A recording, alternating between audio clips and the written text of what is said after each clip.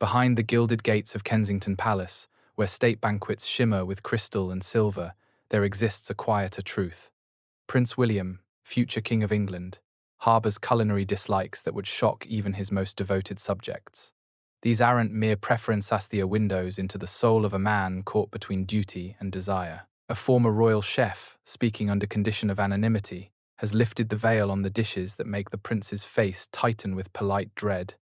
What do these secret aversions reveal about the man who will one day wear the crown? The answers are more human, more vulnerable than Yao would ever imagine. Number 10. Overly spicy curry. It's a winter night at Kensington Palace. Cameras are gone. The team suggests takeaway curry, hoping to impress with heat and authenticity. The lids come off. A wave of chili, cardamom, searing garlic. It's volcanic.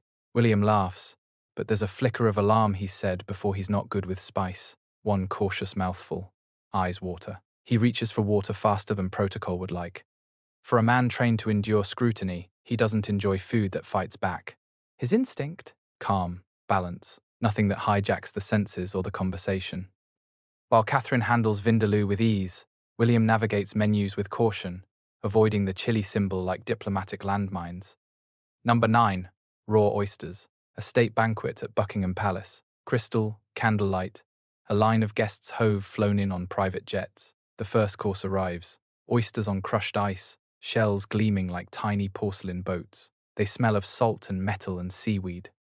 The Queen once warned against shellfish on due risky.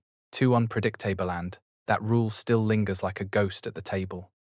But it's more than safety protocols. That cold, slick slide horrifies him. William craves control, certainty. Oysters represent culinary chaos, unpredictable and raw. Around him, dignitaries knock them back with bravado. William smiles, lifts his fork, nudges the lemon, and hopes no one notices how slowly he's moving to the next course. Number 8. Foie gras. The French delicacy arrives on Sèvres porcelain, glistening with an amber glaze, but William's fork hovers, never quite making contact. At a 2019 state dinner, he pushed the terrine to the plate's edge with surgical precision. The reason? It's not the buttery richness that repels him, it's the ethics. William, the conservationist who speaks passionately about animal welfare, cannot reconcile luxury with cruelty. Each time foie gras appears, his jaw tightens imperceptibly. Staff learned quickly. Serve it to guests, never to him.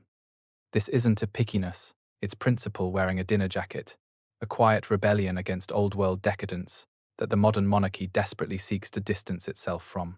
Number 7. Gala-laden dishes. The ballroom at Buckingham glows. Tonight is all performance speeches, handshakes, close conversations. The head chef proposes wild mushroom pasta drowning in garlic, roasted bulbs like fallen moons on the platter. It's delicious, theatrical, and utterly impossible. Royal protocol has long banned garlic no breath that lingers when you're constantly leaning in to speak over orchestras and clinking crystal. William, hyper-aware of public perception, can't risk it. On one rehearsal dinner years ago, a test dish arrived too pungent. The decision was instant. Garlic in moderation, never in floods. His distaste isn't about flavor alone, it's about proximity, discretion, a life lived at whispering distance from strangers and cameras.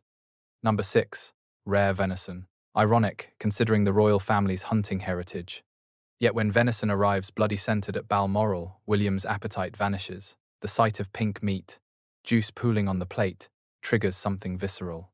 Perhaps it's too reminiscent of the hunt itself, the violence beneath the pageantry. William, who's killed game himself, draws a sharp line between field and table. He wants his venison well done, civilized, distanced from death. When tradition-bound staff raised eyebrows at his preference, he stood firm. This contradiction reveals his struggle between inherited duty and personal sensitivity. The future king leaving the primal past at the edge of his fork, seeking civilization in every bite. Number 5. Heavy cream sauces. A long day of engagements in Wales. That evening, local hosts present chicken buried under thick cream sauce, glossy, white, fragrant with wine and tarragon. It's rich, comforting, and for a working royal, perilous. William's schedule rarely allows for food comas. He favors lighter, more straightforward meals when on duty. That famous just a guy in a pub image doesn't sit well with sauces from 1980s cookbooks. The dish arrives, generous and unashamed. He eats enough to show appreciation, but you can see him calculating. Tomorrow's early start. Today's tight suit. For a man balancing duty and image, heavy cream is less indulgence, more invisible weight dragging him down. Number 4. Complicated fusion dishes. Kensington Palace hosts a modern fundraising gala. Dessert arrives not as pudding but as abstract art. Shards of frozen mousse, dots of gel, crumbs resembling soil. It's Instagram-worthy genius. But William? Less impressed. This cruel irony, the man whose life is constantly dissected has little patience for food pulled apart too.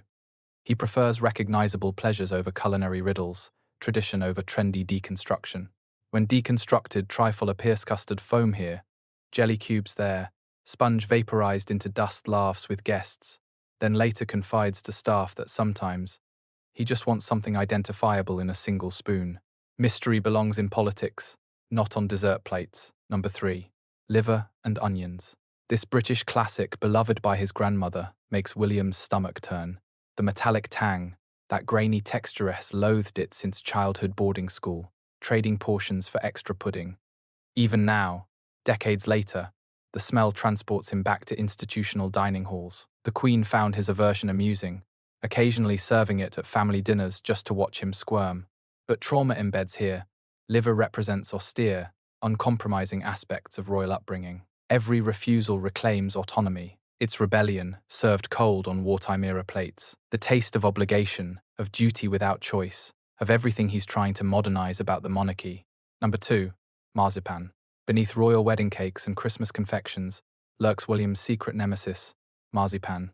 That sweet almond paste traditionally coating British fruitcake makes him grimace. At his own wedding in 2011, the official cake featured marzipan layers, but William's private slice came without it. The texture bothers him.